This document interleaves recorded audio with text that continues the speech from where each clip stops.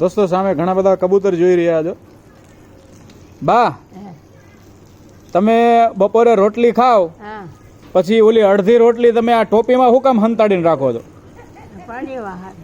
પારેવા હાટું. એટલે અડધી રોટલી તમારે ખાવાની અને અડધી તમે ટોપીમાં હંતાડીને રાખો. એ આવીને આ બધા કબૂતરને તમે નાખો. હે દોસ્તો ખરેખર બાનું ભોળ પણ તમે જો આ શું કરો તમે પછી ભૂકો કરીને નાખો. ભૂકો કરીને ટોપીમાં હાચવીને મૂકી દો પછી આવીને કબૂતરને નાખી દો. આ ભોળ પણ આ નિખાલસતા હવે દોસ્તો આ પેઢીમાં જ છે. બા છે ને એ બપોરે રોટલો એમને ખાવા આપે એટલે રોટલો અડધો ખાય ને અડધો છાનામાના ટોપીમાં રોજ એમના આ ડેઈલી એમ કહે કે રૂટીન એમનો એ નાખી દે પછી ભૂકો કરીને આ બધા કબૂતરને નાખે.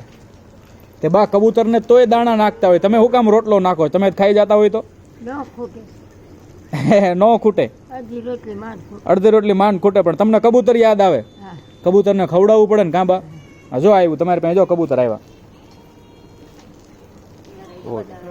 હા જો અત્યારે દોસ્તો જો એ બાંધેલું છે. નાખો નાખો.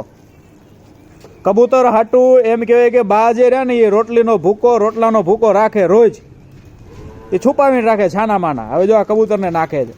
તો દોસ્તો આ બધા વિડીયો બનાવવાનો, આવા બધા વિડીયો બનાવી અને તમને દેખાડવાનો મારો હેતુ એ હોય છે કે આ નિખાલસતા અને એમ કહેવાય કે આ ભોળપણ એ હવે આ જે પેઢીમાં છે એ પેઢી દિવસે ને દિવસે આપણાથી વિદાય લેતી જાય છે. આમ જુઓ દોસ્તો કેટલા બધા કબૂતર.